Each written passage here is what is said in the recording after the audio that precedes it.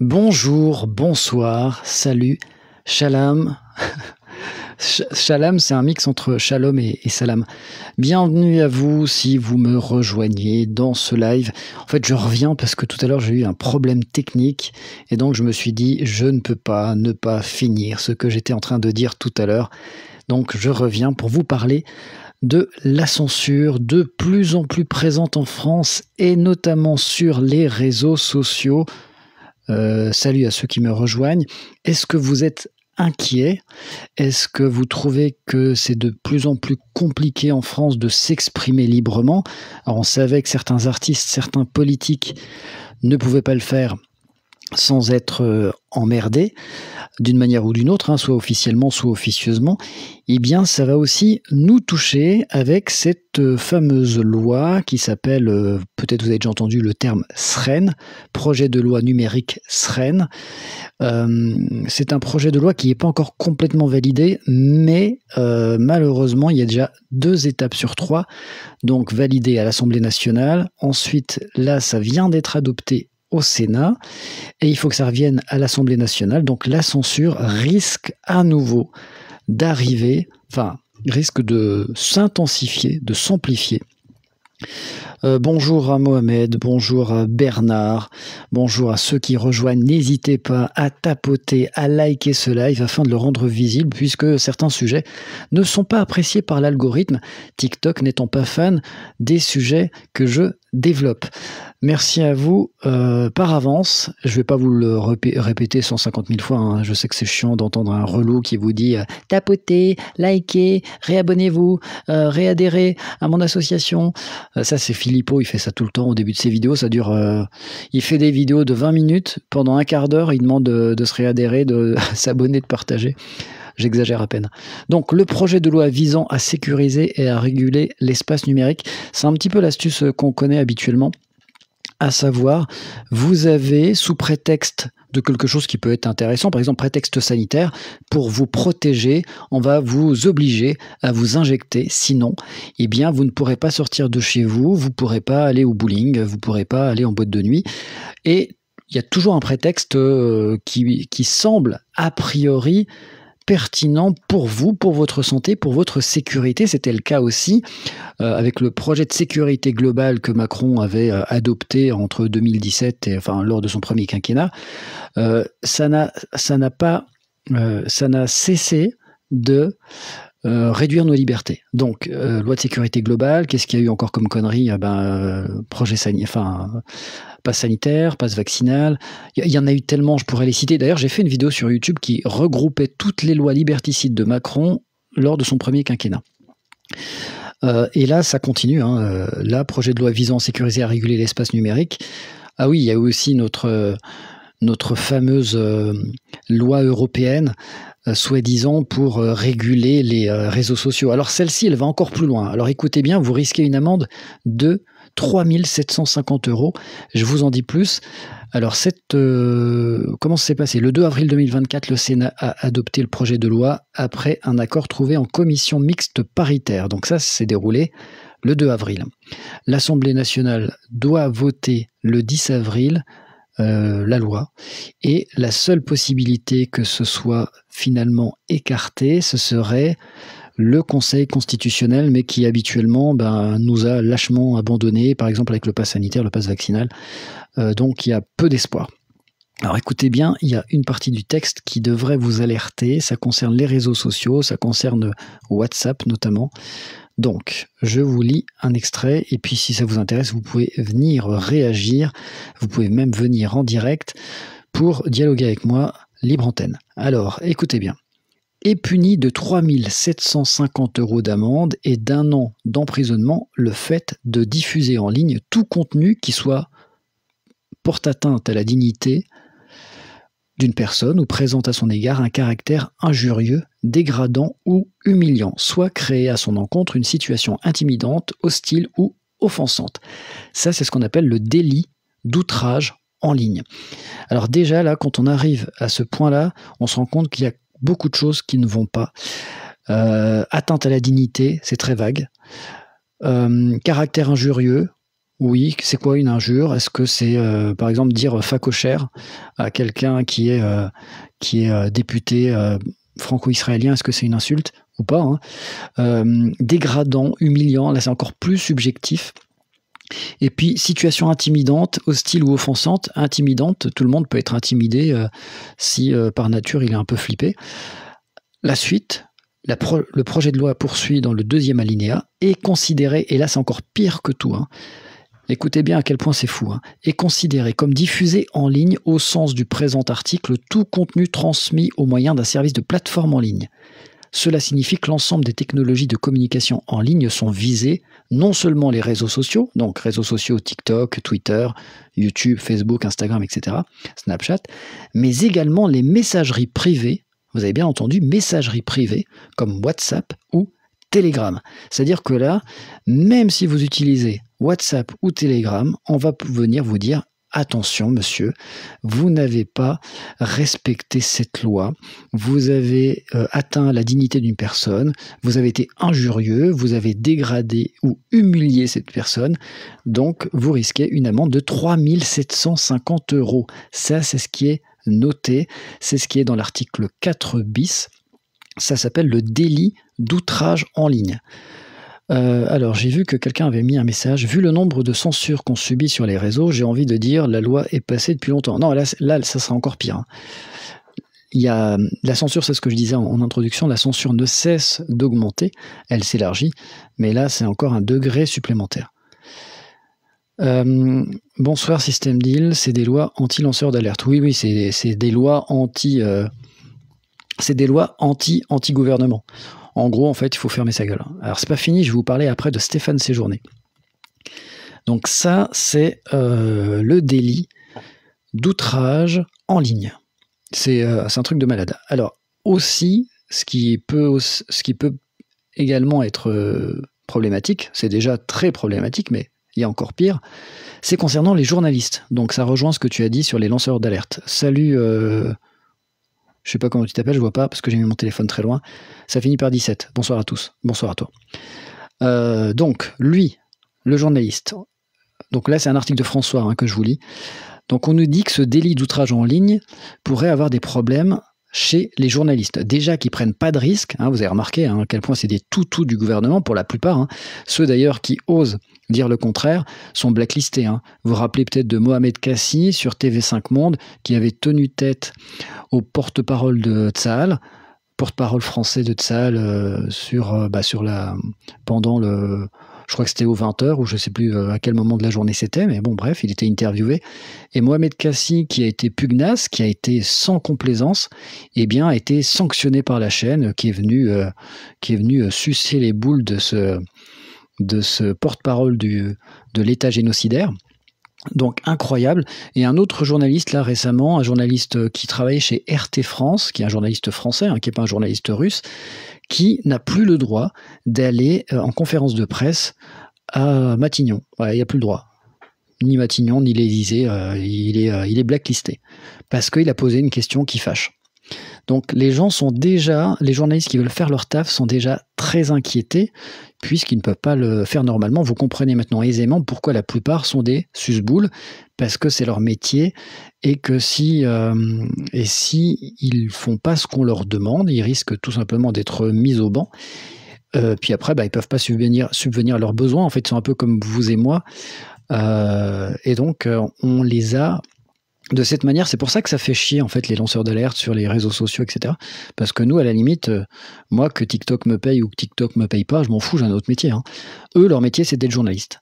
Alors, je suis pas en train de complètement les dédouaner, j'explique un petit peu comment on les tient par les coronets.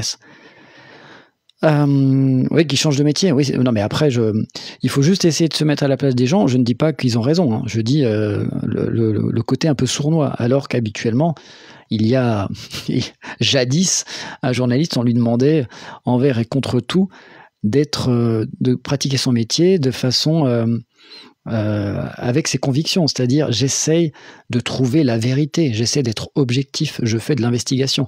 Là, c'est terminé. Hein. Le mec, il répète ce qu'on lui dit. Si jamais il écrit un mot qu'il faut pas, une phrase qu'il faut pas, un article qu'il faut pas, on lui demande de recommencer. Hein. Comme les CRS. Quoi, les CRS, ils sont journalistes aussi? Je n'ai pas suivi. Hein. Le seul journaliste, c'est celui de terrain et d'investigation. Ouais, il y en a de moins en moins. Alors écoutez bien le problème avec cette loi concernant les journalistes. Donc, ce fameux délit d'outrage en ligne, il peut poser un souci encore plus important pour les journalistes, pour certains journalistes. Alors après, il faut dire la vérité, il y en a qui sont bons. C'est pas ceux qui sont mis en avant, mais il y en a qui sont très très bons. Notamment, moi j'en suis certain sur X, donc Twitter. Donc c'est quoi le problème?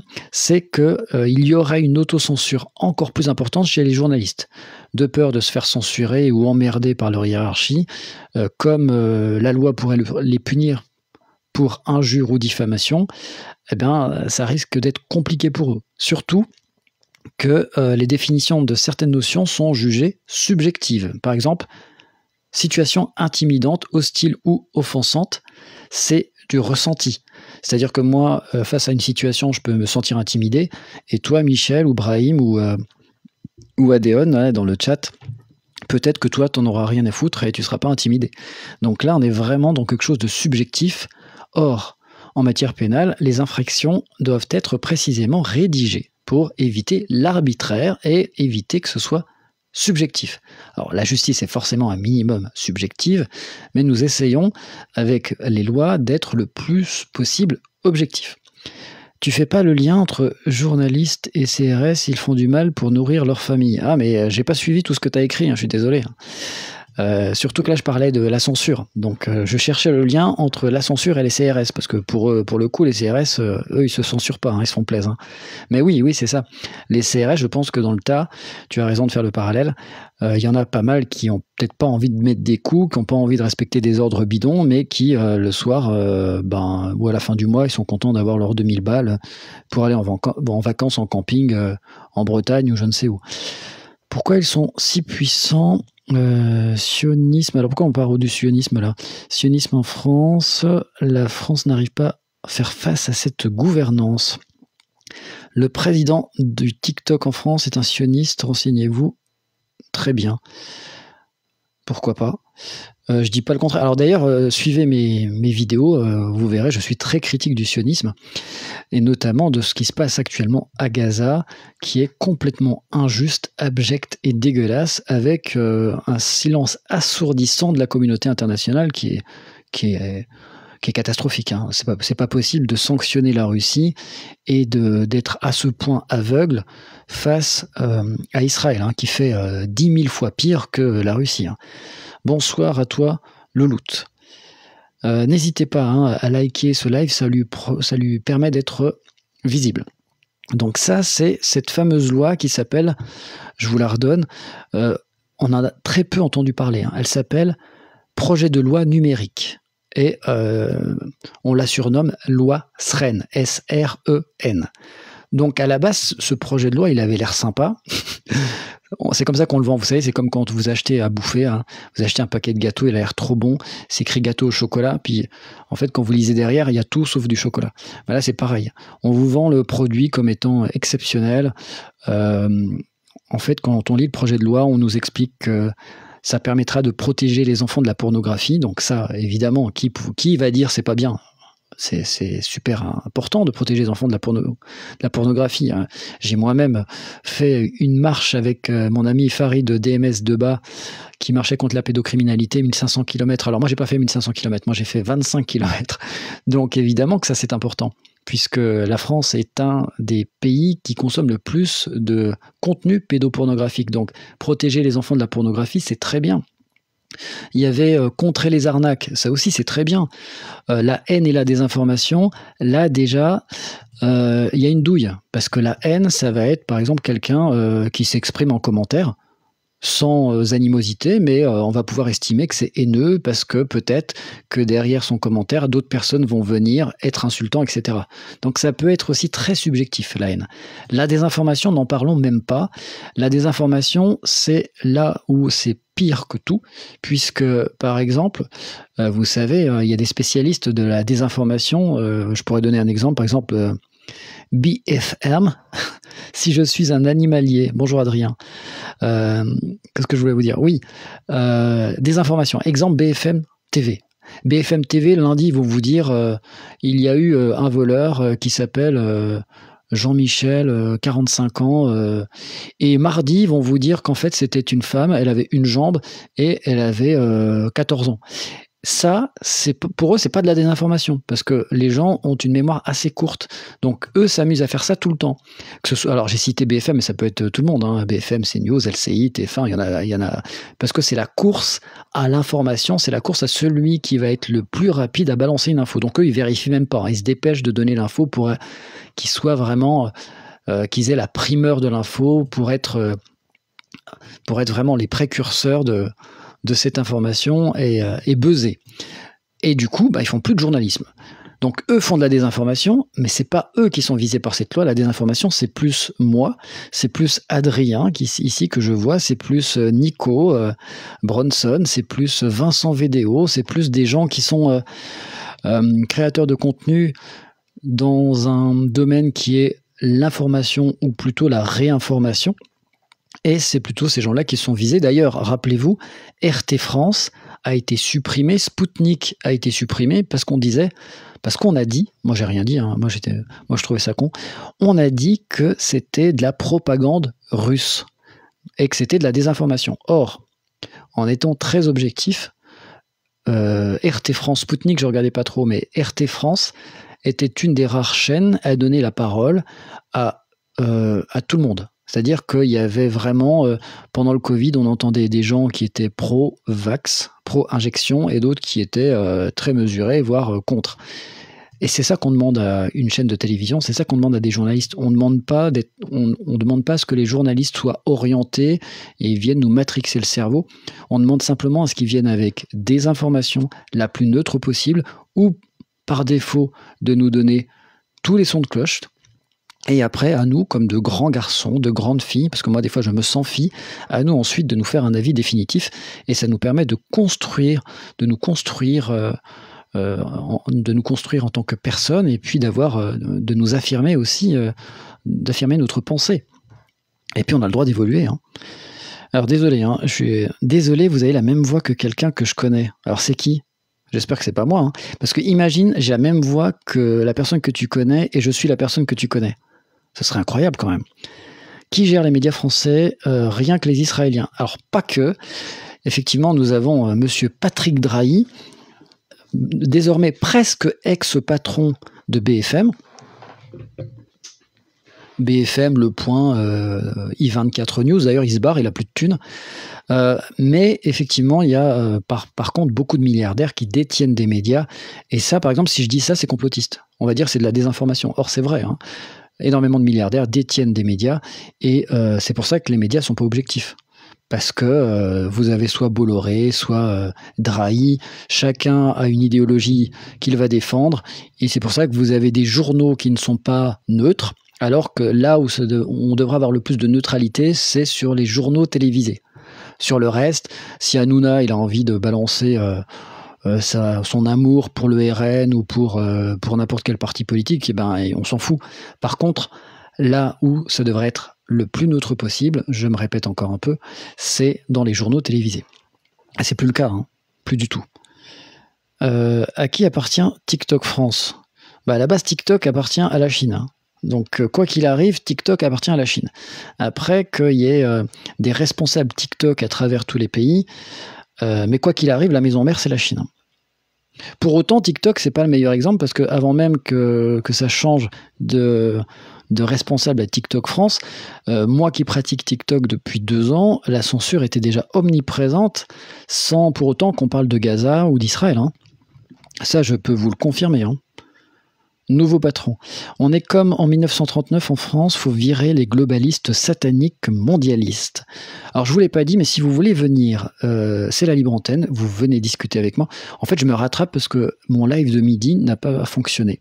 Normalement, je fais des lives entre 12h30 à 13h45. Et aujourd'hui, j'étais dans une grotte, donc on m'entendait en mode saccadé, en mode morse. Et je me suis dit, je ne peux pas rester sur une défaite, donc je suis revenu. Donc, pour finir sur ce projet de loi qui risque d'être adopté le 10 avril, l'Assemblée nationale va devoir voter. Alors, pour info, je vous ai pas donné le résultat du scrutin. Vous n'allez pas du tout être surpris. 304 suffrages exprimés, 302 pour, 2 contre. Seulement 2 contre. C'est deux nanas des Républicains et tout le reste ont voté pour. Il y a quelques abstentions, mais globalement score sans appel. Et donc, ce que je vous disais, le prétexte, c'est de dire qu'on va protéger les enfants contre la pornographie, les arnaques, etc. Et que ça, c'est la première couche. Et la deuxième couche, c'est de faire fermer leur gueule à tous ceux qui viendraient avec un discours un peu différent du narratif, parce que là, tu peux plus t'éloigner. Et là, on va aller sur l'Ukraine pour vous dire ce qu'a dit Stéphane Séjourné. Écoutez bien, c'est un truc de malade. Donc Stéphane Séjourné, il a dit ça il n'y a pas longtemps. Il a dit ça le 2 avril. Nous sommes le 4 avril. Ce n'est pas une fake news. Vous pourrez vérifier avec vos propres yeux, avec vos propres oreilles. Il a dit, donc, il annonce Stéphane Séjourné. Donc Stéphane Séjourné, entre parenthèses, je suis obligé de le signaler, Stéphane Séjourné, c'est l'ex de Gabriel Attal, enfin soit c'est l'ex, soit c'est le nouvel ex, on ne sait pas trop, ou alors ils sont encore ensemble, mais ils nous font croire qu'ils sont plus ensemble. Mais Stéphane Séjourné, c'était le compagnon, le mari de Gabriel Attal, et c'est lui qui a fait rentrer Gabriel Attal en politique. Parce qu'au départ, Stéphane Séjourné a une carrière un peu a plus d'expérience dans le monde politique que Attal, qui est un arriviste. Donc il le fait rentrer. Après, vous avez remarqué, Attal, c'est Monsieur Susboul en chef. Donc lui, commissaire des mains, et puis qu'il aime bien ramasser le savon, il a vite été il a vite upgradé. Donc il a évolué extrêmement rapidement et il a fait ce qu'on appelle un renvoi d'ascenseur et il a proposé à Stéphane Séjourné de le rejoindre au gouvernement en tant que ministre de l'Europe, ouais, incroyable, et des Affaires étrangères. Parle du frère aussi, oui on va parler du frère, parlons du frère, le frère d'Attal. Le frère de Séjourné, alors c'est son frère ou son oncle, je ne sais plus qui c'est. Séjourné, j'ai vu ça, Russie.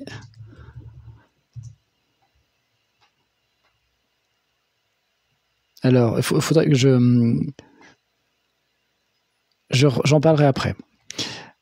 Alors, Stéphane Séjourné, il a dit exactement « La France proposera prochainement un régime de sanctions dédié à ceux qui soutiennent les entreprises de désinformation. » Ouais, son cousin, c'est ça. Donc, vous avez bien entendu. Donc, c'est à propos de la guerre en Ukraine. Il a fait un discours pompeux. Moi, j'ai pas écouté, en fait. J'ai lu le résumé de l'article en bas parce que écouter Stéphane Séjourné qui bafouille. Alors, moi aussi, je bafouille un peu ce soir. Mais lui, il bafouille. Il fait des fautes d'orthographe à l'oral. C'est horrible. Il inverse les lettres, les mots. Il fait des erreurs grossières alors que lui, il a peut-être peut-être il a des diplômes qui sont trafiqués. Donc. Mais bon, peu importe. C'est un représentant de la France. Moi, je suis un représentant de TikTok. Et encore, je suis un représentant de mon compte TikTok. Mongolito a parlé. Donc, Stéphane Séjourné, si on essaie de traduire ce qu'il est en train de dire, donc il veut sanctionner ceux qui soutiennent les entreprises de désinformation. Alors, les entreprises de désinformation, on imagine qu'ils visent ceux qui défendent la Russie ou alors qui ont un narratif quelque peu différent de celui qu'on a en France, qui consiste à dire Ukraine gentille, Russie méchante, c'est un peu ça, ça va pas plus loin. Donc si vous venez avec un discours un petit peu différent, ne serait-ce que oui, mais peut-être que la Russie, les accords de Minsk, ouais, mais quand même le Donbass, non, ça va pas marcher, ça c'est de la désinformation. Et donc, comme c'est de la désinformation, vous pourriez subir un régime de sanctions. Alors s'il l'a dit, à mon avis, c'est qu'ils sont en train de réfléchir à quelque chose qui vont nous pendre, de la même manière que le projet de loi visant à sécuriser et à réguler l'espace numérique. Il y a quelques années en arrière, on n'aurait pas imaginé qu'ils allaient nous pondre une loi pour nous sanctionner si on envoyait des messages sur WhatsApp ou sur les réseaux sociaux. Parce que pour les gens qui n'étaient pas là tout à l'heure, vous pourrez être sanctionné même pour des messages envoyés sur WhatsApp. Alors je dis, vous pourrez être sanctionné si la loi est définitivement adoptée. Pour l'instant, elle a franchi la barrière de l'Assemblée nationale, du Sénat. Elle doit retourner à l'Assemblée nationale le 10 avril et peut-être que le Conseil constitutionnel censurerait ou pas certains articles ou pas, hein. Donc si ça passe, les amis, on est dans la merde. C'est-à-dire que moi, je pourrais finir en tôle. Et moi, désolé, hein, j'ai beau être courageux, 3750 €. Avec TikTok, en 6 mois, j'ai gagné 600 €. Je pourrais pas continuer à faire des vidéos de TikTok avec une amende à ce prix-là, hein. Si en plus je fais de la prison, ça va être compliqué, hein. Donc, à moins qu'on supporte tous une seule et même personne, on choisit tous ensemble un lanceur d'alerte à qui on donne de l'argent, et puis comme ça, lui, il peut payer les amendes, mais ça va être compliqué, hein. 3750 €, ça calme, hein, c'est pas 35 €, hein. Alors, excusez-moi, je vais revenir vous lire, parce que j'ai pas tout lu. J'avoue, il y a plein de messages. Kékérose, Kékérose, tu sais que tu parles de celui qui a créé le personnage Kékérose, c'est l'ami Xavier Louis de Isara, que je connais très bien, alors quand je connais très bien numériquement parlant, hein. C'est pas une liberté d'expression, plutôt liberté d'oppression. Très bon, très bon. Déjà entendu, mais très bonne. Censure de quoi? Tu vois qu'ils t'autorisent à dire n'importe quoi. Ouais, toi t'es un troll. Tu rentres chez toi. Tu viens d'arriver, c'est pour ça. Et puis, je te propose, quand tu mets un commentaire, parce que là, en fait, ça sert à rien sur TikTok, il y a 4 caractères, et puis tu vas être capable d'écrire 4 mots et de faire 25 fautes, donc ça ne sert à rien. Je te propose de venir en live et d'échanger avec moi et de me dire en quoi je dis n'importe quoi. Et de toute façon, tu vas venir, tu n'auras aucun argument, et tu vas redescendre comme tu vas redescendre avec le froc en bas, donc ça n'a aucun intérêt. Je te prête mes avocats. Ah oui, mais bon, je veux bien que tu me les prêtes, mais il faut les payer, hein. Et j'ai pas le budget, hein. Je suis Charlie. Charlie m'a tué. Alors, qui a vu la une de Charlie Hebdo? Certains ont trouvé dégueulasse. Alors, c'est vrai qu'elle est malvenue. Moi, je vais pas défendre Charlie, hein, parce que je suis pas très Charlie compatible. Moi, je suis pour la liberté d'expression. Après, j'ai le droit de pas être fan de Charlie Hebdo, mais je suis pour la liberté d'expression. Mais il y a des gens qui sont Charlie, mais ils sont Charlie que quand ça les arrange, et puis après, quand c'est un sujet avec lequel ils sont pas en accord, ils vont dire ouais, je suis Charlie, mais quand même, incitation à la haine. Oui, mais quand même, ça c'est sacré. Oui, mais quand même, ça c'est grave, etc. Donc, voici ce qu'a dit Stéphane Séjourné. Alors, pour faire une petite parenthèse sur Charlie Hebdo, Charlie Hebdo a fait une avec qui parle du petit Émile. Alors, Émile, pas Émile Louis, hein, Émile, l'enfant qui soi-disant a été enlevé par un moineau ou par un pigeon, je ne sais plus. Dans l'histoire, je ne sais pas si vous vous souvenez, il y avait toutes les théories farfelues. Alors ça, c'était en boucle sur toutes les émissions de télévision. Un poisson aurait sauté hors de l'eau, aurait avalé le petit Émile et l'aurait recraché, et ensuite un oiseau de type colombe l'a attrapé, et ensuite un kangourou l'aurait mis dans sa poche. Enfin, il y avait toutes les théories, mais ça n'avait absolument aucun sens. Tout est passé. Je défendrai Charlie quand ils tacleront le président et les dragons spatiaux aussi. C'est les dragons célestes, la vraie expression. Donc c'était incroyable. Donc Émile, on sait pas, mais donc là, une randonneuse, une marathonienne ou je sais pas quoi, enfin une meuf qui s'ennuie parce qu'elle a pas de mec, se promenait dans la forêt, et elle tombe nez à nez avec un crâne. Et bon, comme elle croyait qu'elle était aux champignons, elle ramasse le crâne et elle le ramène à la police. C'est vachement intelligent. Alors si ça vous arrive, hein, si vous tombez sur des ossements, peut-être elle a pas assez regardé la télévision avec les films policiers, les séries policières. On ne touche pas au corps. Non, tu ne ramènes pas ça dans ton sac à main. Enfin, elle est complètement folle. Et ça, c'était un morceau de l'ossement. Alors, il y a quelqu'un qui veut venir d'Émile. Et donc, on va accueillir Corbeau-17. Je crois qu'il est déjà venu. On va lui demander, mais je crois qu'il est déjà venu. Alors, je termine mon histoire pendant que Corbeau-17 est en train de se connecter petit à petit, mais peut-être qu'il est dans la montagne. Corbeau-17, je finis, puis après tu pourras échanger. Donc, je disais, elle récupère un morceau, le crâne, ce qu'il en reste, hein, qu'elle ramène à la police. Et donc, Charlie Hebdo fait une en disant, en faisant un parallèle entre la chasse aux œufs et la chasse aux nonos.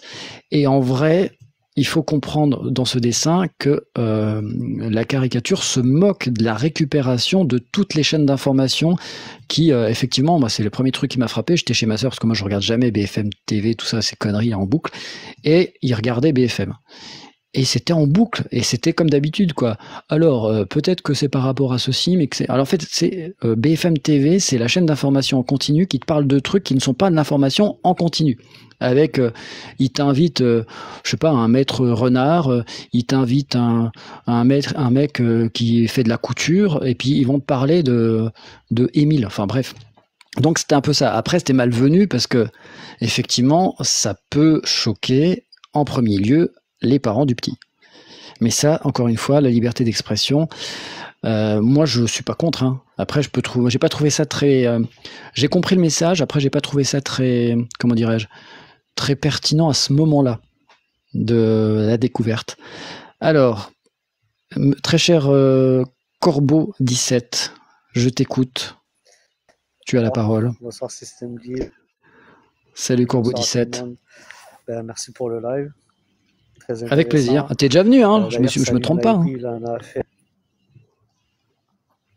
Ouais, je crois que je suis déjà passé. Bah, ouais, t'es déjà venu. Donc, oui, Nico, que je connais bien, Nico. Il a parlé ils ont parlé de ce sujet précisément, c'était intéressant. Et donc, Salim disait qu'il s'était fait persécuter, qu'il avait pris plein de plaintes sur le dos parce qu'il parlait, etc. Et que bon, voilà, quoi. Et là, par rapport pour recadrer sur le sujet de ce soir, la loi, moi je pense que c'est une loi qui ne sera pas applicable parce que les gens aujourd'hui en ont marre de fermer leur bouche. Tu vois, ceux qui savent, ils veulent parler. Et que voilà, ça risque même de nous pousser à une guerre civile. Tu vois, si les uns, par exemple, si quelqu'un de ta famille te dénonce ou un proche, tu vas savoir qui c'est, tu vas demander des comptes, etc. Tu vois, donc je pense pas. Moi, je pense qu'il faut la caser un peu. Toi, t'es optimiste. Délire, gros, du genre Thierry Breton qui voulait censurer Twitter au 25 août. Ouais, moi, je pense qu'ils aboient plus qu'autre chose. C'est un aveu d'échec chez eux. C'est eux les plus gros propagandistes. Moi, je vois Macron aujourd'hui, il a parlé par rapport à Poutine. Et il dit que les accusations de Poutine, comme quoi l'attentat de Moscou il serait relié à l'Ukraine et aussi au service français, il dit que c'est grotesque, etc. Tu vois.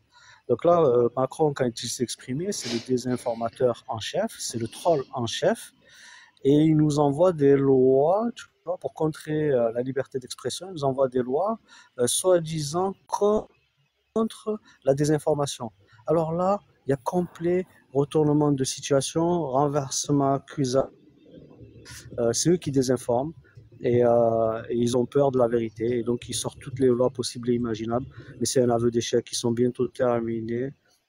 Ils ne peuvent plus rien retenir. En Allemagne, le scandale Covid est sorti de long à large en travers, donc il ne va pas tarder à traverser la frontière. Et bon, voilà, moi je me fais aucun souci. Donc toi, tu es optimiste. Après, tu as quand même remarqué...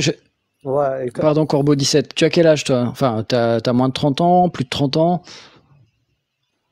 Ah, moi j'ai 17 ans. Ok. Tu as quand même remarqué, si tu as 45 ans, qu'il y a une différence de liberté 45. De ton. Ouais. Tu as remarqué qu'il y avait quand même une différence de liberté de ton en France entre aujourd'hui, là, 2024, et par exemple les années 90, 2000. Il y a quand même un glissement de terrain. Je voudrais juste rappeler comme ça, et puis tu pourras juste rebondir après. Par exemple, moi j'avais fait une vidéo qui parlait du bilan de Macron concernant les libertés publiques. C'est factuel, c'est pas moi qui l'invente. Il y a plein de papiers qu'on retrouve dans la presse mainstream, mais bon, qui font pas, tu sais, il y a plein de choses qui sont vraies, qui sont dites dans la presse, sauf que ça occupe l'espace pendant 2 minutes. Alors que pendant tout le reste, on va nous balancer de la propagande, de l'idéologie, etc.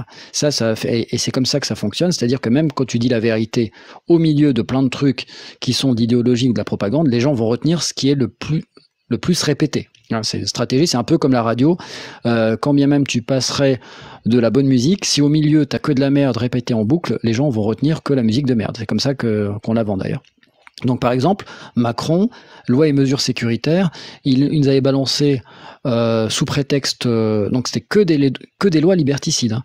2017, la loi SILT, sécurité intérieure et terrorisme, donc soi-disant contre le terrorisme, avec plein de gens qui ont été fichés S, y compris des écolos.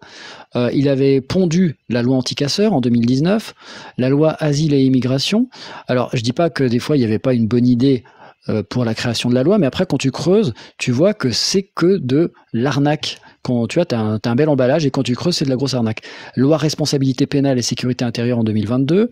Il avait fait, donc en 2021, il a fait fichage des opinions politiques et syndicales, décret, loi de sécurité globale, loi du renseignement, loi séparatisme, maintien de l'usage des LBD, état d'urgence sanitaire en 2020, instauration du pass sanitaire en 2021, instauration du pass vaccinal en 2022, et puis là ça continue en fait, de plus en plus. Là quand on voit, tu parlais de Thierry Breton tout à l'heure, avant même Thierry Breton, là il n'y a pas longtemps, il y a des canaux Telegram qui ont été fermés.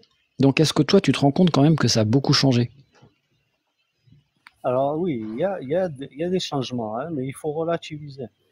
Quand à l'époque, tu avais par exemple un Serge Monas et un public réduit, pas beaucoup d'éveillés en quelque sorte, aujourd'hui, des Serge Monas, tu en as des milliers, et des gens éveillés, tu en as des millions. Et donc, quand eux, ils donnent un bobard à la télé, on le déboomke en 24 heures, c'est déboomké. Et dans les réseaux alternatifs, ben, les gens se réinforment, etc. Donc, moi, je vois une grosse différence, tu vois, par rapport aux années 80 à aujourd'hui. Cette vérité qui sort aujourd'hui, elle les implique directement. Par exemple, le compte Zoé Sagan sur Twitter, il balance plein de trucs sur l'élite, tu vois, parisienne, et c'est croustillant, tu vois. Et Ouais, ouais, ouais. ça leur fait mal, tu vois.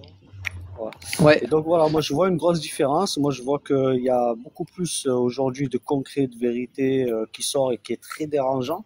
Et c'est pour ça qu'eux, ils en peuvent plus de serrer la vis.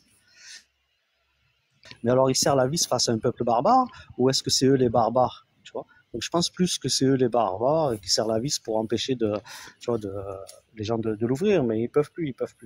toi est-ce que toi tu publies du contenu sur TikTok ou sur d'autres réseaux? Est-ce que tu t'es rendu compte parfois en publiant ou en republiant des vidéos de toi qui t'expriment ou de d'autres personnalités politiques ou de TikTok ou de YouTube, est-ce que tu as vu des vidéos être supprimées sans raison valable? Oui, oui, tout à fait. Alors là, historiquement, moi j'étais sur YouTube, on m'a censuré plusieurs comptes, etc. Même sur YouTube, quand je mettais un message complotiste, et enfin pas complotiste, réaliste tout simplement, je me faisais Ouais. attaquer par plein de personnes. Tu vois, c'était malvenu. Et donc mes comptes sautaient. Et donc sur TikTok, plusieurs comptes ont sauté. Et pourtant, c'est des choses factuelles. Et ils te disent non, désinformation. Donc voilà, c'est vraiment fallacieux leurs arguments. Par contre, je suis sur Twitter depuis qu'Elon Musk l'a racheté. Et là, il n'y a aucun problème de censure. Il n'y a rien qui saute. Il n'y a pas de Donc là, souci, tu tu te vois. fais plaisir, quoi. Donc la liberté d'expression aujourd'hui, ouais, sur Twitter, elle est totale. Sur Twitter, elle est totale. Et c'est grâce à Elon Musk. Et ça leur fait très mal. D'ailleurs, Thierry Breton voulait le fermer le 25 août. Ça a fait beaucoup jaser, mais finalement, il n'y a rien eu. Pour Euh, l'instant, hein. Parce qu'il y et a, il y a des... on en reparle. Oui, alors après, Et concrètement, il y a une volonté de sanctionner économiquement. Donc Elon Musk, il a peut-être assez d'argent pour payer des amendes et en avoir rien à foutre de l'Europe, mais peut-être qu'à un moment donné, il va dire, bah, j'en ai rien à foutre, je revends Twitter, et puis ça sera peut-être une autre personne qui sera moins soucieuse de la liberté d'expression, parce que il a beau être un peu rebelle, il est un peu comme tout le monde, il a quand même une idéologie, il a quand même des intérêts, hein. Personne n'est pour la liberté d'expression. non, En tout cas, les personne ne enjeux, détient ils un sont, média sans enjeu, quoi. les, les enjeux, ils sont beaucoup plus importants que l'argent, la carrière. C'est vraiment une guerre pour la domination. Et en fait, la liberté d'expression garantit à l'humanité de prendre le contrôle du monde. Tu vois. Par exemple, Poutine, quand il démasque les personnalités occidentales, l'élite occidentale, il le fait à travers des discours, etc.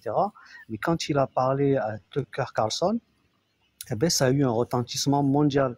Donc là, c'est une liberté d'expression qui a permis à une vérité de jaillir et d'influer sur l'opinion publique occidentale, qui n'avait jamais entendu parler de Poutine comme quelqu'un qui cherche la paix, qui a toujours cherché la paix avec l'Amérique, tu vois, et Mm. qui n'a jamais entendu parler aussi, pour une grande partie d'entre eux, que leurs propres élites occidentales sont des pédocriminels satanistes et cannibales. Tu vois, ça, Poutine, il a dit, ça a été retransmis dans le monde entier. Et voilà, et ça n'a pas de prix. Et que ce soit au niveau international ou au niveau national, il faut qu'on puisse dire les choses telles qu'elles sont. Et d'ailleurs, il y a C'est eu un justement gros ça le scandale problème, en France, puisqu'on c'est ne le veut. fonds Marianne. Ouais, mais c'est justement Oui, ça qui se passe, c'est qu'on veut plus qu'on parle. Parce que c'est ce que tu expliques. Nous sommes mais devenus, oui, nous-mêmes, à titre individuel, des contre-pouvoirs, puisque parfois nous faisons des vidéos de 20 000 vues, 30 000 vues, 100 000 vues, avec une information qu'ils n'ont pas envie qu'elle soit entendue. Ils voudraient qu'elle passe en sourdine ou qu'elle soit pas répétée. Et pour le coup, vu qu'on est plusieurs à reprendre ces informations, à les relayer, soit sur Twitter, sur Facebook, sur YouTube, sur Instagram, donc pour eux, c'est un danger, puisque tu peux pas manipuler l'opinion si à côté de ça, tu as des brebis galeuses.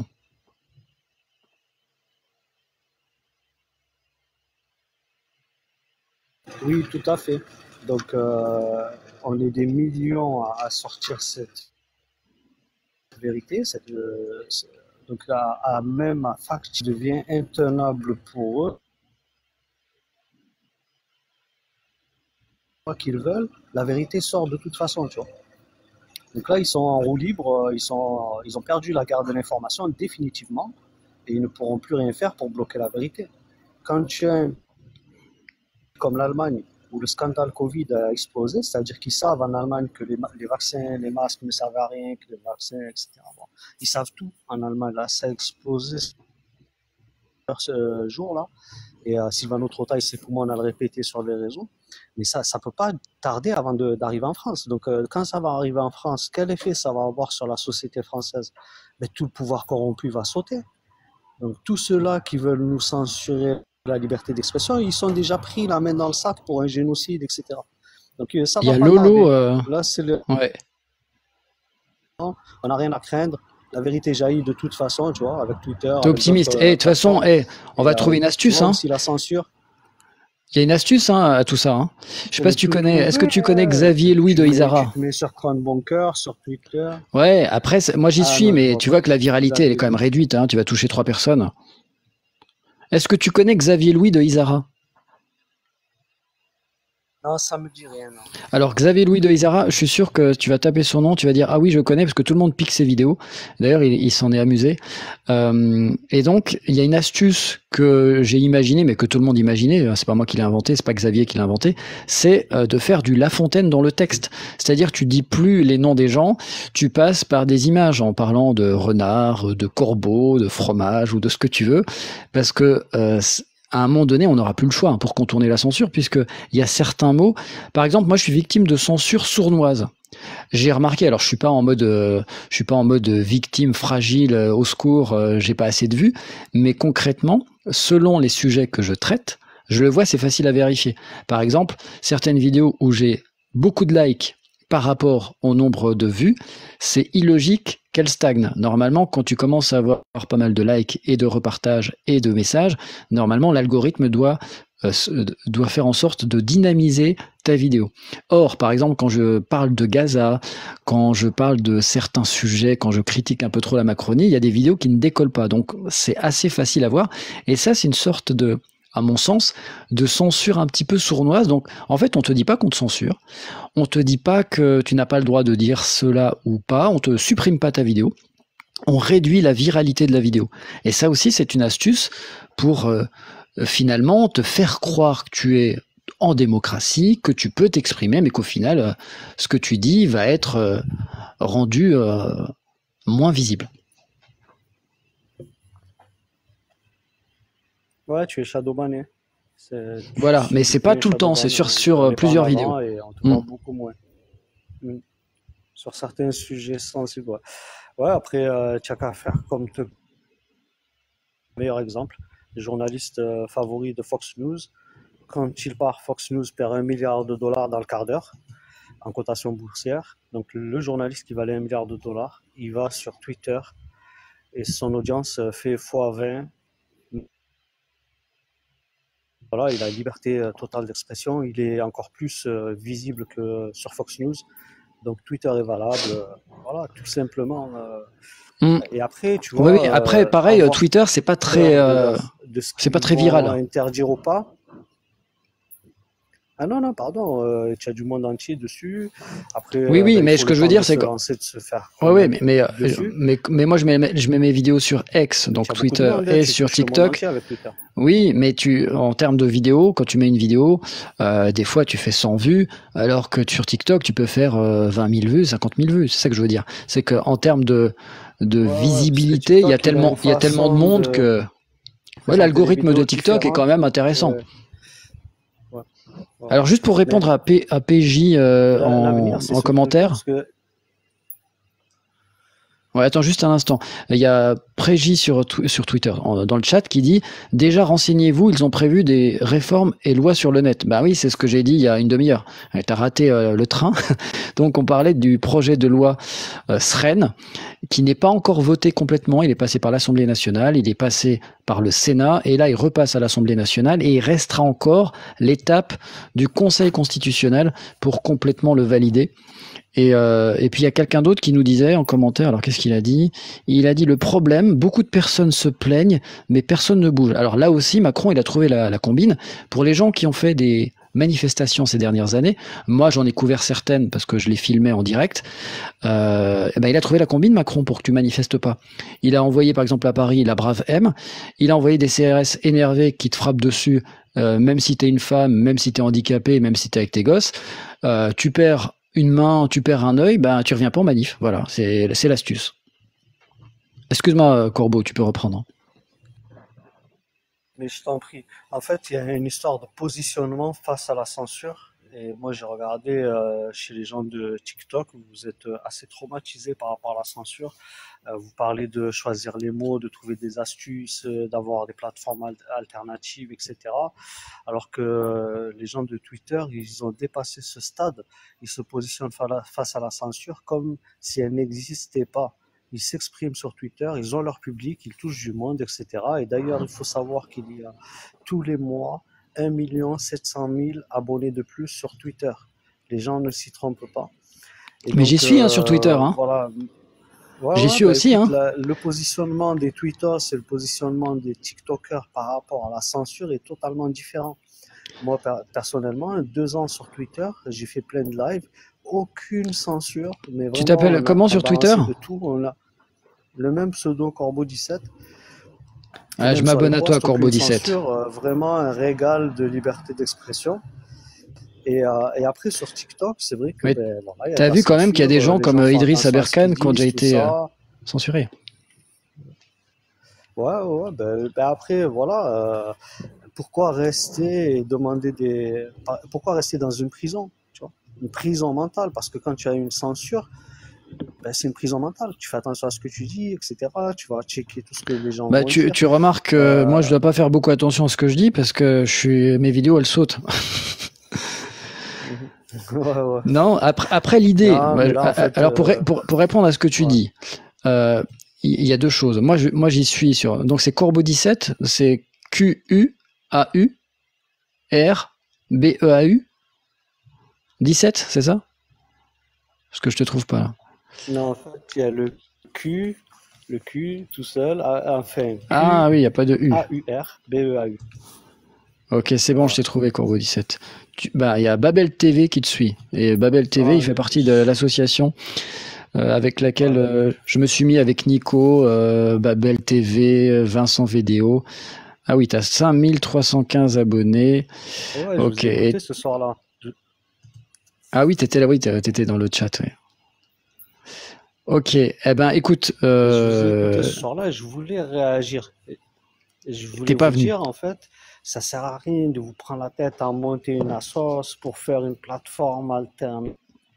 C'est que l'idée, c'est de ne pas dépendre des réseaux. Vous y allez dessus, vous faites un truc collaboratif à plusieurs. Non, mais on y est. En fait, l'idée. Regarde, le gars, attends, je précise ça, puis après tu me redis. Simplement, que ce soit n'importe quelle plateforme. En fait, ça veut dire que tu dépends de la plateforme. Et ton succès, tout dépend de la plateforme.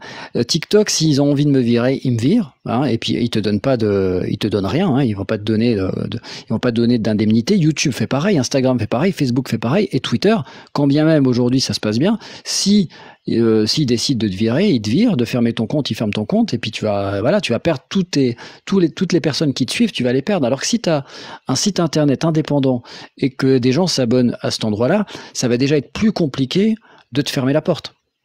C'est surtout pour ça. Hein. Je t'écoute. Hein, Ouais, vas-y. je vois. Mais le truc, c'est qu'en fait, moi, je pense, hein, dans mon imaginaire, je me dis, avant de commencer à bosser, ils vont attendre de monter leur assos, d'ouvrir leur site, etc. Et après, ils vont se mettre à bosser en collaboratif. Alors qu'on peut très bien aujourd'hui commencer à bosser à plusieurs sur une plateforme. Twitter, tu vas dessus, tu fais même un groupe, etc. Et puis vous faites des programmes, des missions, chacun va se spécialiser dans un domaine, peut-être, tu vois, faire un truc à plusieurs. Et c'est déjà possible, gratos, pas besoin de structure, etc. Et en avant, tu vois. Et ça fait gagner du temps. En avant, Guingamp. Tout est accessible, en fait. Là, Twitter, en fait, Twitter. T'es payé par Twitter, toi, non? Non. Là, je rigole, c'est une blague. Mais sérieux, c'est vraiment évident.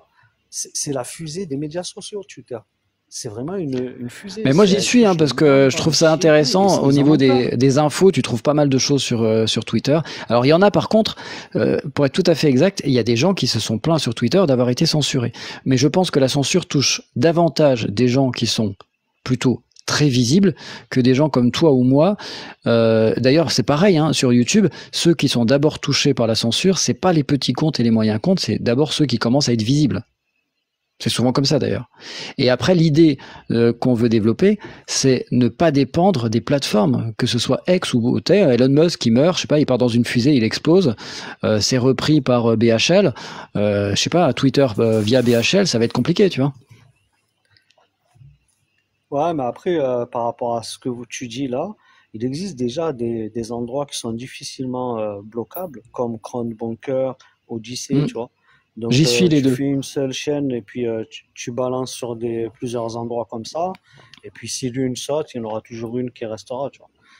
Mais bon, moi, je trouve que c'est dommage dans cette guerre d'information où le temps est précieux, de passer du temps à organiser un truc pointu, alors que tu peux commencer avec les moyens du bord et faire quelque chose de déjà bien, tu vois, directement. Comme dirait l'autre, on est sur tous les fronts. Tu te vois avec tes potes, là, vous êtes 3-4 lanceurs d'alerte, vous dites, allez, on prépare un web journal, chacun travaille un ou deux sujets, et vous donnez rendez-vous à tous vos publics, je sais pas, samedi 20h, et vous faites votre truc en conférence, chacun chez lui, tu vois. Et puis voilà, quoi. Et c'est parti. Tu vois ce que je veux dire? Je vois ce que tu veux dire, mais j'entends tout à fait. Après, moi, je suis sur CrowdBunker, je suis sur Odyssey, je suis partout, moi. Hein. Moi, je pars pas du principe qu'il y a une plateforme idéale. Simplement, moi, ce que je défends, c'est que j'ai pas envie de dépendre à 100% d'un réseau social dont le propriétaire c'est pas moi. Tu vois, parce que je dis pas que je veux être propriétaire d'un réseau social qui coûte des millions d'euros. Hein. Ce que je veux dire, c'est que à tout moment, tout peut sauter, les politiques peuvent changer en fonction de ce que décide X, ce que décide Y, en fonction de la politique internationale, de la politique d'un pays, etc. Donc, c'est vrai que c'est bien de sécuriser aussi. Et la manière de sécuriser, c'est d'avoir un site indépendant. Ce qui ne veut pas dire que tu snobs les réseaux. Moi, je trouve que c'est intéressant d'être sur X, c'est intéressant d'être partout. L'avantage de TikTok par rapport aux autres, c'est que son algorithme permet de toucher monsieur, madame, tout le monde. Sur X, j'ai remarqué qu'il y a des gens comme toi, c'est-à-dire des gens qui sont déjà curieux, qui font déjà des recherches, qui sont un peu pointus sur certains sujets. Et sur TikTok, tu peux toucher la ménagère de plus de 50 ans. Tu peux toucher, moi j'ai un fan de 14 ans qui s'intéresse à la politique et qui suit mes lives. Eh ben, il serait jamais tombé sur ce que je raconte sur X. Donc c'est aussi ça qui est intéressant. C'est que t'as un public plus mainstream, plus comment dirais-je, où c'est intéressant de les sensibiliser parce que eux ne vont pas vers l'information. Et donc, il faut aller vers eux aussi. Parce que si tu vas que sur X, c'est presque que des spécialistes qui sont sur X. T'as beaucoup de politiciens, t'as beaucoup de fans de politique, t'as des gens qui sont intéressés, qui sont curieux, qui ont déjà fait le pas. À la limite, peut-être que ces gens-là qui vont se retrouver sur X, d'abord, s'ils te trouvent sur TikTok, sur YouTube, machin, ils voient un short, peut-être ils vont se dire, ah ouais, ça a l'air intéressant, je vais aller creuser. Moi, je trouve qu'il ne faut pas les oublier, ces gens-là. Après, il faut voir aussi ce que tu as comme support. Moi, par exemple, quand je fais Twitter, c'était agréable parce que tu pouvais balancer directement une info dans la bulle de chat, une photo, un article, un lien, tu vois. Et ça, c'est pas possible là, sur TikTok. C'est beaucoup plus difficile, en fait. C'est même quasi impossible. Twitter, Ah oui, ouais, c'est pas possible pour le moment. Ça, c'est con, ouais. Comment dire, c'est plus échange de travail et tout, et tu peux avoir voilà, plus d'interactivité. Avoir un live de 500 personnes ici sur TikTok, avec une dizaine ou une vingtaine de références super intéressantes, et ben les gens ils vont passer à côté passer dans le chat rapidement. Le mec il aura dit, le gars il aura pas écrit. Alors que là-bas sur Twitter, ben, la bulle de chat reste enregistrée et tu peux aller rechercher après la référence que tu voulais pour aller regarder, etc. Donc là aussi, tu vois, il y a un petit problème. Mais le truc le plus intéressant. On t'entend pas tout le temps, Courbeau, ça a coupé. Il y a plein de lanceurs d'alerte qui sont dessus. Ouais. Dessus, donc voilà. Bon, voilà. Bah, écoute, je vais éteindre mon micro. Je te souhaite une agréable soirée. Là, merci à toi, Courbeau 17. Je me suis abonné à toi sur X. Merci beaucoup, Système D. Avec plaisir. À bientôt. Bah, c'est cool. Un abonné plus. Bonne soirée. Ciao. Bonne soirée à toi. Salut. Nous avions Courbeau 17 qui est venu nous voir. Si certains veulent réagir, j'avais dit que je faisais un live de pas longtemps, donc là je crois que je suis en mode pas longtemps, donc je vais terminer ce live juste pour vous dire, pour les gens qui ont rejoint, qui n'ont pas entendu l'information, le titre du live, la censure de plus en plus présente en France et sur les réseaux sociaux. Je vous parlais du projet de loi qui s'appelle SREN, projet de loi numérique SREN, S-R-E-N, qui inclut un nouveau délit jugé liberticide. Ce nouveau délit s'appelle l'outrage en ligne, et l'outrage en ligne, ça n'a aucun sens, écoutez bien, est puni de 3 750 € d'amende et d'1 an d'emprisonnement le fait de diffuser en ligne tout contenu qui soit porte atteinte à la dignité d'une personne ou présente à son égard un caractère injurieux, dégradant ou humiliant, soit créer à son encontre une situation intimidante, hostile ou offensante. Rien que ça. Et attention, la suite, est considéré comme diffusé en ligne au sens du présent article tout contenu transmis au moyen d'un service de plateforme en ligne. Et c'est là où vous allez vous rendre compte que c'est complètement hallucinant. Cela signifie que l'ensemble des technologies de communication en ligne sont visées, donc évidemment les réseaux sociaux, mais également les messageries privées comme WhatsApp ou Telegram. Donc si ça passe, il va y avoir du monde en tôle, il va y avoir des gens avec de belles amendes. Donc espérons que ça passe pas.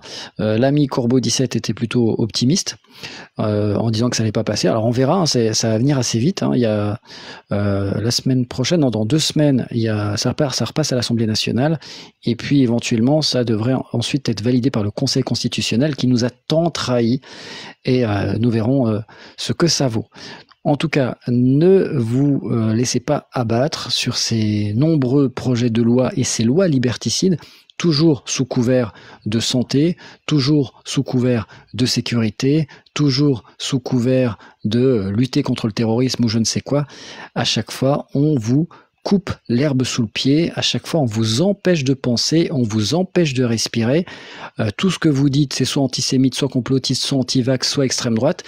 Ça devient très compliqué de s'exprimer. Alors sur les réseaux sociaux, on est habitué, les gens ils sont possédés, mais même dans la vraie vie, quand vous êtes nuancé, quand vous discutez avec des gens, ils vous prennent pour un hurluberlu, pour un mec...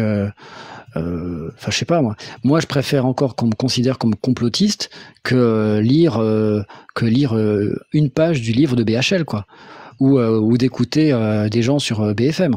Franchement, considérez-moi comme complotiste, je me sens bien, hein, c'est cool. Hein. Alors, je suis Charlie non-binaire, nous dit Adrien. Pourtant, c'est un droit essentiel. Lina, c'est déjà le cas. Salut Nadège. Il n'y a pas assez de place en prison. Oui, alors ça c'est vrai, c'est que du coup il nous dirait bon, vous pouvez pas aller en prison, mais à la place on va vous augmenter le prix de l'amende. Les réseaux sociaux n'appartiennent pas aux Français, l'État français, ils peuvent pas faire une loi, eh bien justement la loi est en cours et il y a déjà eu une loi qui est passée, n'est-ce pas? J'ai oublié son nom, une loi de merde qui oblige les GAFAM notamment, mais tous les propriétaires de réseaux sociaux à se conforter, à respecter la loi européenne en matière de sécurité et sur les réseaux sociaux. Je retrouverai la loi exacte, je ne sais plus son nom, d'ailleurs j'ai fait une vidéo dessus, mais je l'ai faite il y a quelques mois, mais c'est déjà passé, en partie. Bonsoir les gens, je suis Charlie, alors Charline, non-binaire, ah oui pardon, j'avais pas bien lu ton... Peut-être c'était une blague très drôle, elle sera rétroactive, la loi, par rapport à ce que tu as déjà dit avant, alors aucune idée, je pense pas, parce que si c'est rétroactif, ils peuvent fermer tous mes comptes, YouTube, TikTok, Facebook, Crowdbunker, Odyssey, ils les ferment tous. Et puis ils m'envoient en prison. À la limite, là, ils pourraient se mettre d'accord avec Poutine et m'envoyer directement dans un goulag, hein, parce que là, je vais prendre cher. Hein. Et si moi, je mérite ça, j'imagine même pas ceux qui sont considérés comme complotistes plus, parce que moi, je suis un complotiste débutant. Tu vois, moi, je reste tranquille, je propose des articles de sources mainstream volontairement, alors qu'il y a des gens, ils y vont sans pitié, hein, ils vont te parler des reptiliens, ils vont te parler des gens qui font des messes sataniques. Alors moi je dis pas que rien n'existe ou que tout existe, mais j'essaie à chaque fois volontairement, pour éviter justement qu'on vienne me traiter de complotiste, je propose des articles mainstream, et justement pour montrer que l'information finalement tu peux la retrouver sur BFM en version presse, tu peux la retrouver sur Le Figaro, tu peux la retrouver sur l'Express, tu peux la retrouver partout, mais bizarrement, quand tu regardes un journal télévisé, si jamais on parle de cette information, ça va durer 3 secondes. Et le reste, la fête de la choucroute, ça va durer 35 minutes. Qu'est-ce qui s'est passé? Le tueur est arrêté? Oui, alors on ne sait pas s'il est arrêté, mais on va te parler que c'est un tueur. En fait, c'est pas un tueur, c'est un mec qui est passé au salon de coiffure et puis finalement il est tombé, il a cassé un truc, ça a fait du bruit, tout le monde a cru que c'était une arme à feu. Enfin bref, ils vont te faire 1 heure de journal pour parler de trucs dont ils n'ont aucune information et ils vont broder tout autour. Il paraîtrait, alors nous sommes avec le coiffeur du tueur. Bonjour monsieur. Non, vous n'êtes pas le coiffeur du tueur. Oui, mais vous connaissez l'ami du cousin qui était venu et qui s'était marié avec le frère de la sœur et qui était venu vous voir pour vous demander un conseil au niveau coiffure de barbe. Enfin, ça n'a absolument aucun sens. BFM TV, CNews, etc. C'est le problème des chaînes d'information en continu. Hein. C'est en continu des conneries. Je suis Charlie et je paye mes amendes pour rester Charlie. Yes. Alors moi, je voudrais bien payer mes amendes, mais 3 750 €, je les ai pas parce que je gagne même pas. Est-ce que je gagne la moitié de ça? Ouais, si, je gagne la moitié de ça, je crois. Mais non, je peux pas payer ça. C'est soit ça, soit je paye mon loyer, soit je paye la bouffe, hein, les amis. Hein. Mais après, dans la vraie vie, moi, dans la vraie vie, je dis ce que je pense, hein, par contre. Et dans la vraie vie, et comme dirait l'autre, mais vous n'aurez pas ma liberté de penser. Je sais pas si vous le connaissez, ce mec. Ah, tout le monde le connaît, évidemment, c'est une boutade. Tant mieux, il y a trop de débats de haineux. Oh, Diogène de Sinope, qui nous dit qu'il est content que la loi passe parce qu'il y a trop de haineux. Alors moi je suis d'accord avec toi, il y a trop de haineux, je suis moi-même victime de haineux, et bien c'est ce que je fais face aux haineux, je les ignore. C'est bien, ça marche bien aussi ça. Tous foutus en gros. Après je suis Charlie, alors ça j'ai vu, non je déconne, on sait que Macron va censurer, que si, je critique, un joueur de piano c'est un pianiste. Ouais, j'en connais un qui jouait du piano à queue, mais avec sa queue. Et maintenant, il est président de l'Ukraine, ça a changé sa vie. Hein. Si vous voulez devenir président, foutez-vous à poil, faites des blagues de merde, et puis vous allez finir président. Ensuite, quand ce sera le moment de faire des élections législatives, vous allez dire non, nous sommes en guerre. Quand ce sera le moment des élections présidentielles, vous allez dire non, nous sommes en guerre. Et puis, tu vas dire, ouais, bah, le pays qui nous attaque, lui, c'est un dictateur. Hein, vous avez compris de qui je parlais. Le bébé de show est plus crédible que BFM. Moi, je suis Charlie, je suis Mila, je condamne le Hamas, j'ai pris du Pfizer, j'ai voté. Ouais. Oui, et puis toi, t'es du genre à avoir un compte Twitter avec 5 seringues, avec le drapeau de l'Ukraine, avec une photo de Mila, avec un panneau interdit Hamas. Ouais. Et puis avec le drapeau LGBT, enfin, je pense que t'as le pack, toi. Le pack idéologique du bon citoyen. Hop, tampon. Bon citoyen. Bien, pas bien. Et un autre qui est marié avec Jean-Michel. Oui, exactement. Et Greta. Ouais, Greta. Qu'est-ce qu'elle est belle, Greta Thunberg. Voilà. Donc, les amis, nous allons terminer sur ce point positif. Est-ce que vous êtes inquiets? J'ai vu que certains avaient mis oui, d'autres non. Et bien que vous soyez inquiets ou non, de toute façon, ça ne changera rien à votre vie puisque nous n'avons pas le levier. Alors, si, il y a quelqu'un qui disait qui disait qu'on pouvait bouger. Je suis d'accord avec lui. Je suis d'accord avec lui. Si demain, il y avait des mouvements contestataires importants, peut-être que notre faux empereur Emmanuel Macron, Manu Ier, changerait d'avis. Or, nous sommes tous rendus, nous sommes tous devenus lobotomisés grâce à nos joujoux numériques. Nous sommes installés sur un canapé, nous faisons tout sur un smartphone, sur une tablette, etc. Nous sommes dans notre train-train quotidien.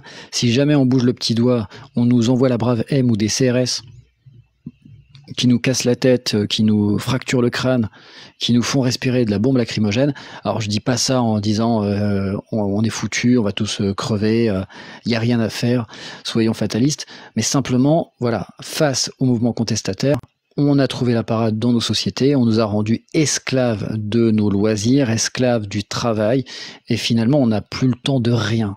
On n'a même pas le temps de penser. Il y a des gens qui ont la flemme de... Par exemple, il y a des gens qui vous parlent d'une information, et en fait, ils vous donnent une information complètement tronquée, complètement fausse, parce qu'ils ont la flemme de lire l'article, donc ils lisent que le titre. Comme ils sont fatigués, ils lisent le titre à l'envers, en comprenant une information partielle ou complètement erronée, et ils sont même pas curieux d'aller vérifier, d'aller creuser, parce que justement, métro, boulot, dodo. Je vends une 309 diesel, nous dit... Merde, je me suis trompé, j'ai invité quelqu'un. J'ai accepté par erreur ton invitation. Si le CERN ne fait pas tout sauter. Oui, je suis Chiali. Bon, les amis, ce fut un live fort goûtu, ma foi. Je fus très content d'échanger avec vous. Je fus aussi... alors si, je vais vous dire quand même avant de partir. Loi Europe réseau. Parce que je me rappelle plus de son nom. J'en ai parlé il n'y a pas longtemps. Voilà, c'est bon, je l'ai. Elle s'appelle, ah voilà, DSA. Je savais que c'était un nom de merde. Le Digital Services Act. DSA. Il est entré en vigueur. Enfin, il devait entrer en vigueur à l'automne 2022.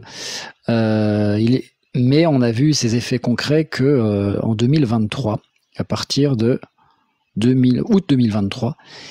Et soi-disant, donc en fait, ceux qui sont soumis au DSA, c'est toutes les plateformes. Donc, AliExpress, Amazon, Apple, Booking, Facebook, Google, Google Maps, Google Search, TikTok, Wikipédia, Twitter, YouTube.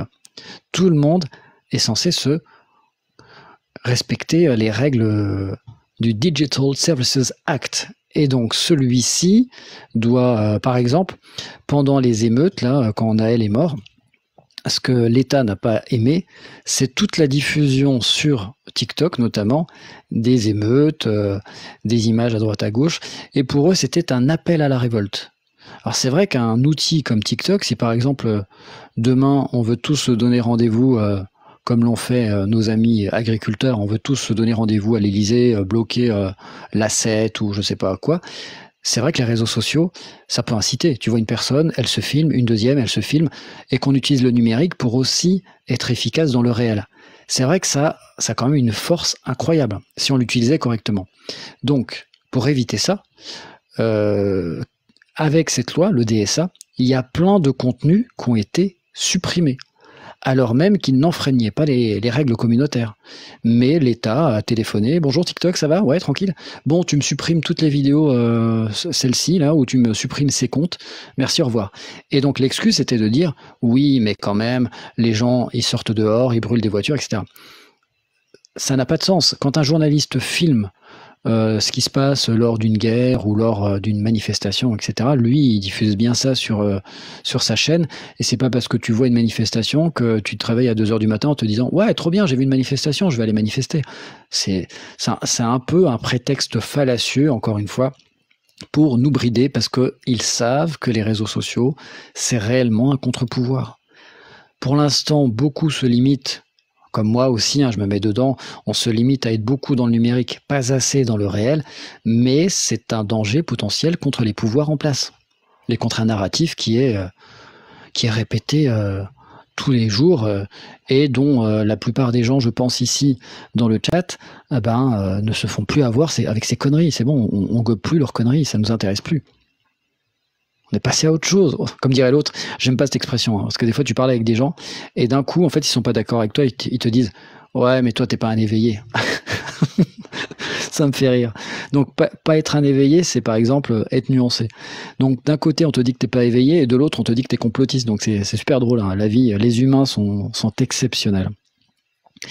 Allez, je vais vous dire au revoir pour de vrai cette fois. La force d'un peuple par miracle peut changer les choses. Alors je vous demande une dernière fois une salve de like, une salve de tapotage. Aidez-moi s'il vous plaît, j'ai besoin de manger à la fin du mois, je n'ai plus d'argent, on est le 5 du mois et j'ai plus d'argent pour remplir mon frigo. Non, je plaisante, mais si vous avez apprécié le contenu du live, une petite salve de petits likes, de tapotage pour me remercier. C'est pas de l'argent en plus, hein, je vous demande pas de rose, hein. Je vous demande pas de diamants, je vous demande rien du tout. Je vous demande simplement, si vous appréciez mon contenu, de vous abonner, de regarder mes vidéos. Alors le mieux quand vous regardez les vidéos d'un créateur, que ce soit moi ou n'importe qui, même si vous n'avez pas le temps, imaginons, de tout écouter, laissez la vidéo être jouée du début à la fin. Parce que si vous regardez que 2 secondes, TikTok, il part du principe que ce que vous regardez, c'est de la merde. Même si vous likez, hein. Surtout ne pas liker à la chaîne parce que vous détruisez vos créateurs de contenu préférés, hein. Donc si vous appréciez un créateur de contenu, vous likez une vidéo que vous regardez intégralement. Si possible, vous la commentez, vous la mettez en favori, vous la partagez et vous la republiez. Mais surtout, le truc le plus important, le like, c'est vous regardez la vidéo intégralement. Et je vous dis, moi, il y a plein de créateurs de contenu que je suis. Des fois, j'ai pas le temps de regarder la vidéo intégralement, ou alors je suis à un endroit où il faut pas que je mette le son. Je la mets quand même jusqu'au bout, parce que je suis sympa avec eux, parce que je me mets à leur place. Alors, j'ai vu que ça ne marche plus les tapotages. Oui, mais quand même, malgré tout, moi j'ai lu ça aussi. En fait, tu lis tout et n'importe quoi parce que t'as les gens, t'as les spécialistes, tu sais, sur TikTok, t'as plein de spécialistes de TikTok qui t'expliquent les astuces pour que ça marche. Puis quand tu vas sur leur compte, ils ont 200 abonnés. J'ai tout lu. Pour autant, quand t'as un live avec 200 vues, 200 likes alors que ça fait 2 heures, c'était pas mon cas aujourd'hui, mais ça pose souci. Moi j'ai remarqué que, par exemple, il y a 2 jours, j'ai fait un live, il y avait à un moment donné il y avait 200 personnes, il y avait à peine 20 ou 50 likes, d'un coup tout a été réduit. Alors je ne sais pas à quel niveau c'est important de liker, mais liker un minimum c'est pas mal. Après effectivement tapoter en mode masturbation digital numérique, c'est peut-être pas exceptionnel ni pour vous ni pour moi. Moi je tapote de temps en temps quand je regarde des lives des gens, mais je vous avoue je fais pas pendant 2 heures, hein, je fais pendant 3 secondes, hein. J'essaie de pas faire le radin, j'essaie de pas envoyer juste 2 ou 3 likes, mais je passe pas mon temps à tapoter, hein. D'ailleurs je vous demande pas de faire ça non-stop. Merci à vous. Non, elle disait, je sais pas si ça marche, Adrien, elle dit pas si ça marche en fait est-ce que c'est visible? Est-ce que si ça marche en termes d'efficacité? Oui, c'est les commentaires. Il y a plein de choses qui comptent, hein. Globalement, c'est important quand même d'avoir des likes. Après, je suis d'accord avec toi. Si une seule personne tapote tout le live, ça sert à strictement rien. Donc, il faut qu'un nombre de personnes différentes like. Il faut qu'un nombre de personnes importantes interagissent en commentant, en échangeant, etc. Ça, je suis complètement d'accord avec toi. Sur ce, je vais vous demander, s'il vous plaît, de ne pas hésiter à vous abonner à mon compte Systemdeal 3, c'est mon compte secondaire. Alors 3 parce qu'en réalité c'est mon compte tertiaire. Mon vrai compte numéro 1 a été supprimé, temps record, 1 mois et demi, 22 000 abonnés, poubelle, hop. J'ai été assassiné par TikTok en un clin d'œil. Donc Systemdeal 3, c'est mon deuxième compte, qui est en réalité mon troisième compte, où je fais des lives, et j'ai un autre compte qui s'appelle Systemdeal, SYSTEMDEAL, un peu plus conséquent, 23 000 abonnés, je crois, depuis hier, où je fais davantage de vidéos d'actualité qui durent entre 50 secondes et 3 minutes, en général. Voilà. Eh bien oui, Adrien dit « Je suis con ». Oui, mais Adrien, tu as le droit puisqu'il est minuit 35, c'est la nuit. Bonsoir, je suis déjà abonné. Ah, merci Aude. Alors, ce qui est bizarre, c'est la dernière phrase que je fais avant de m'en aller, pour de vrai. J'ai regardé mon profil type d'abonné. Alors, mon profil type d'abonné, sur System Deal 3, j'ai plus de jeunes que sur System Deal. Et sur les deux comptes, par contre, j'ai principalement des hommes. Alors, je suis hétéro, je ne crée pas des comptes comme c'est pas des comptes mode site de rencontre, hein, je suis pas là pour trouver l'âme sœur, mais simplement c'est quand même marrant. Il y a 60 voire 70% de mon public, ce sont des mecs, et bizarrement il y a quand même pas mal de nanas qui laissent des commentaires, donc ça veut dire qu'il y a quand même des filles qui me suivent. Donc c'est bizarre. Donc s'il y a des filles, n'hésitez pas, si vous n'êtes pas abonné, eh bien faites en sorte que ça change. Hein. Je voudrais, alors je suis comme un politicien, je suis pour le 50-50. Donc là les filles, il faut rattraper les garçons. Si vous avez des gens dans vos familles, dans vos amis, dites-leur de s'abonner à System Deal, car Moon, donc Moon c'est moi, bah, il est plutôt sympa, il propose des vidéos de qualité, il a un peu d'humour parfois, des fois on comprend pas qu'il fait de l'humour parce qu'il reste avec un ton monotone volontairement. Mais c'est comme ça, hein, c'est la vie. Hein. Désolé poto, me dit Kachou. Vive les filles. Yes, vive les filles. Mais toi, il me semble que tu étais dans une école de garçons, mais il y avait aussi des filles. C'était bizarre quand même ton école de garçons. Allez, messieurs, dames, mesdemoiselles, je vais cette fois-ci m'en aller. Vous souhaitez. Punaise, les coms sont censurés. Ah oui, ça c'est pas de ma faute. Moi, c'est pas une blague. Hein. J'ai écrit un coup. Je suis à tel endroit. Censuré. Le commentaire n'est pas arrivé. Quelqu'un me posait une question sur le chat, je lui réponds, commentaire censuré. Et pas du tout de mots vulgaires, ni de mots complotistes, type, j'en sais rien moi, terre plate, lézard, extraterrestre, reptilien, ni quoi que ce soit. Hein. Je pense que l'algorithme de TikTok, il est complètement à la ramasse. Hein. Il censure des trucs qu'il censure pas. Et d'ailleurs, moi, sous des commentaires où je parle de Gaza, il y a des mecs qui ont laissé des commentaires horribles en parlant du moustachu, et ça n'a pas été censuré. Je me dis, mais il est fou l'algorithme. Il censure pas des mecs qui te parlent du moustachu en disant des choses que je répéterai pas ici, parce que même si je défends Gaza, je sais faire la part des choses entre un peuple, une religion, et puis des salopards qui bombardent des civils. Mais l'algorithme, il est possédé. Hein. Je vois pas d'autre solution. Tu as vu mon fût? Tu l'as vu mon fût? Comment ça tu l'as vu mon fût? Mon fût? Ton pantalon? Bonsoir, moi je m'en fous de la censure, je dirai toujours la vérité. Oui, mais tu pourras plus la dire sur les réseaux parce qu'elle va être supprimée, ou alors on va te demander 3750 € d'amende. Alors pour le moment, c'est pas encore passé. Hein. Je vous tiens au courant, je vous propose D'ailleurs, j'ai fait 2 vidéos sur le sujet, allez voir sur mon compte principal, System Deal, il y a une playlist, parce qu'on peut faire des playlists, c'est beau hein, la technologie, qui s'appelle Liberté d'expression, et dessus j'ai mis les 2 dernières vidéos qui parlent de cette loi européenne, cette loi française d'ailleurs cette fois-ci, qui s'appelle projet de loi visant à sécuriser et à réguler l'espace numérique, le projet de loi qui a un autre nom qui s'appelle SREN, S-R-E-N, et donc examen et adoption 26 mars, Assemblée nationale, et puis là le 2 avril, le Sénat a adopté le projet, l'Assemblée nationale doit à nouveau définitivement voter le texte le 10 avril, avec éventuellement peut-être une censure partielle ou totale du Conseil constitutionnel ou pas. Voilà, je vous tiendrai au courant de toute façon. Allez, bonne soirée cette fois-ci pour de vrai. Il laisse passer des dingueries. Oh my god, il parle du moustachu. Ah, c'est pas moi qui en ai parlé, c'est les gens dans les commentaires. Bon, il n'y a qu'une personne qui est montée, mais c'est pas grave. Peut-être un live demain midi, je verrai. Allez, bonne soirée à tous, ou bonne matinée, parce que l'avantage, c'est que je reprends ce live et je le mets sur ma chaîne YouTube, et ça fera un excellent podcast pour les gens qui s'ennuient. Allez, à bientôt. Merci. Alors, il a dit quoi, Adrien? Il a dit un truc drôle? Qu'est-ce qu'il a dit? Il a dit écrevisse, huître. Bon, écoute, j'ai raté ta blague, mais c'est pas grave. Allez, bonne soirée, bonne matinée. Shalom, salam, salut, que la paix soit sur vous, mes frères et sœurs. Vive l'amour, vive la liberté. Amen. Amin.